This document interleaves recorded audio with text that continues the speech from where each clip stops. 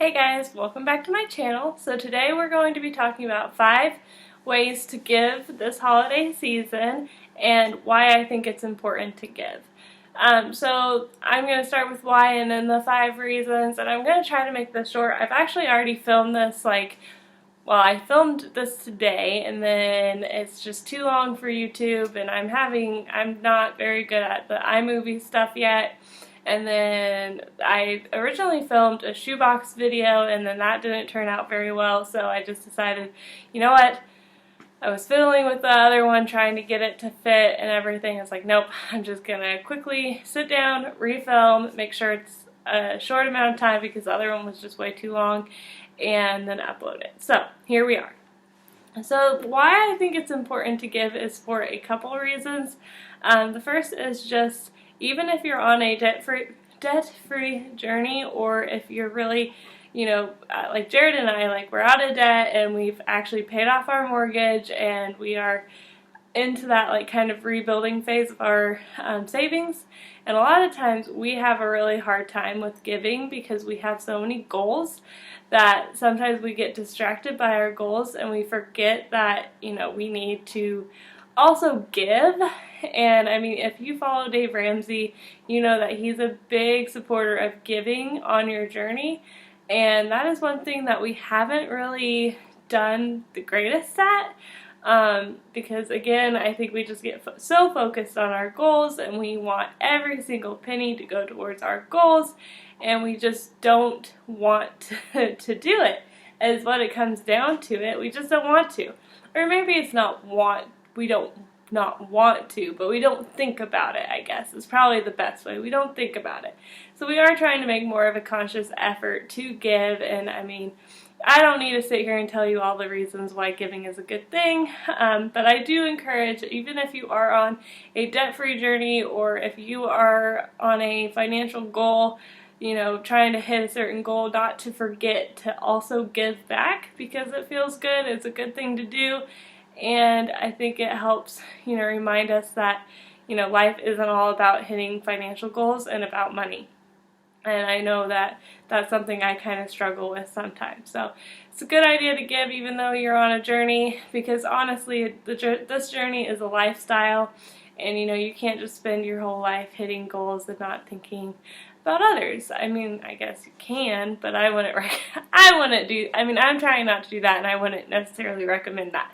So moving on to 5 ways that I think you can give, especially in 2020, because I know that this year is a funky year for so many people, but there is still opportunity to give. So the first one is, I actually was planning on doing a whole video dedicated to this. It is Operation Shoebox by Samaritan's Purse. I am going to link a video below to a person, I don't watch her as much as I used to, but it's Budget Girl here on YouTube. She partnered with a couple people to show their boxes this year, and it's something I've done ever since I was a young child through my church, and I think it's really great. I did 4 boxes this year, and it's just basically fill a box with a bunch of different things, and Samaritan's Purse distributes them to different countries with kids in different countries. It's really great, and I fully support it. And I did it this year. I've done it years past, but I just ran out of time to put a video up in time because this week is National Collection Week. But it is a charity that I fully support. It's an organization that I think is doing great things. I will link the Samaritan's Purse website down below as well, but also Budget Girl's video about what she puts in her shoebox and everything, because I think it's really great if you want to check that out for next year. And then the second one is local animal shelters. I think people tend to forget that animal shelters obviously need things as well as people, and that you can donate, food and supplies and toys and all that good stuff to the animals in need, especially around the holiday season.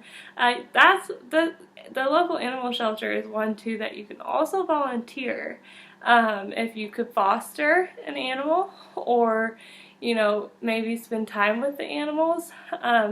I thought about fostering, but Jared wasn't a fan of that idea. So definitely check out your local animal shelters. A lot of places, not even animal shelters, but I know there was a women's shelter that they're doing this too, that they have links to their like Amazon, and they have wants and needs in their Amazon that you can just literally go on your Amazon, find them, go through their list, click buy, and it sends them it sends it directly to them. It's super easy, fast, convenient, and you're helping, animals in need or people, because I know other shelters do that too. I highly encourage that. And yeah, so the animal shelter is definitely a place that you can not only support monetarily, but also with your time, as well as like homeless shelters. That would be number 3, is homeless shelters in your area. Sorry, I have notes that I think I know what I'm saying, but I never truly know what I'm saying. But homeless shelters always are in need. Same with food pantries and stuff like that.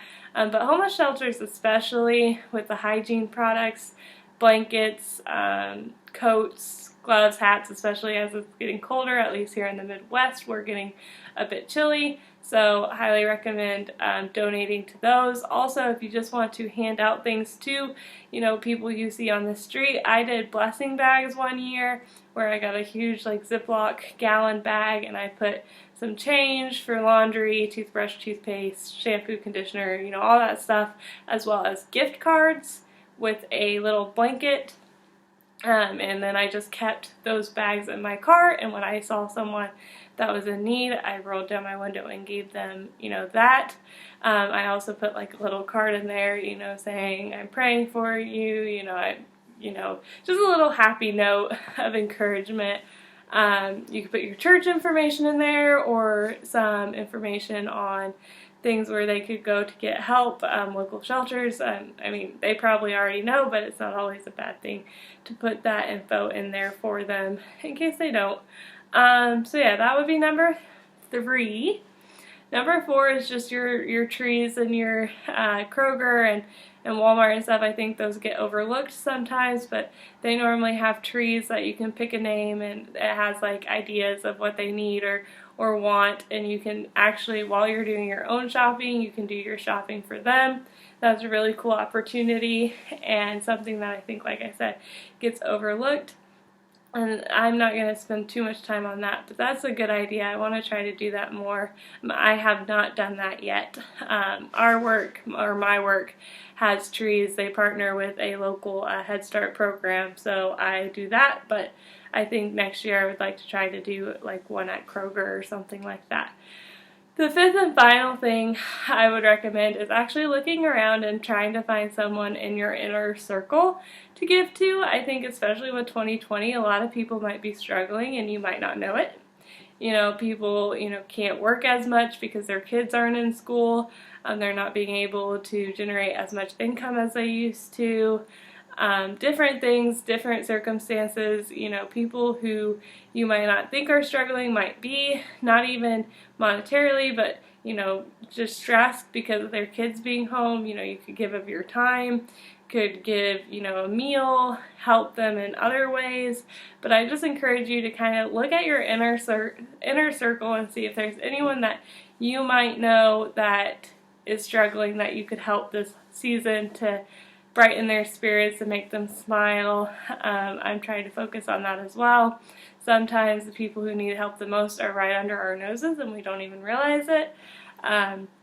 Because on the outside they may appear to have, everything together, but they're struggling. And I know it can kind of sometimes be hard to find people like that, but they're there. I'm sure they are.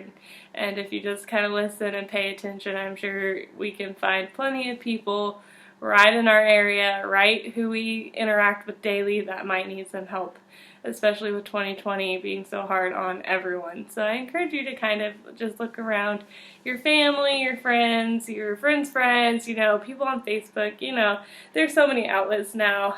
I'm sure we can all think of people who might need a little bit of help. Like I said, it might not even be money-wise. It might be just, hey, let me, watch the kids. With social distancing, that can kind of be hard. But, just try to make their life a little easier for those people who have drastic changes in 2020 because of everything that's going on. Well, I think that's the video I have for you today. It's under 10 minutes, or right around 10 minutes, which is what I wanted.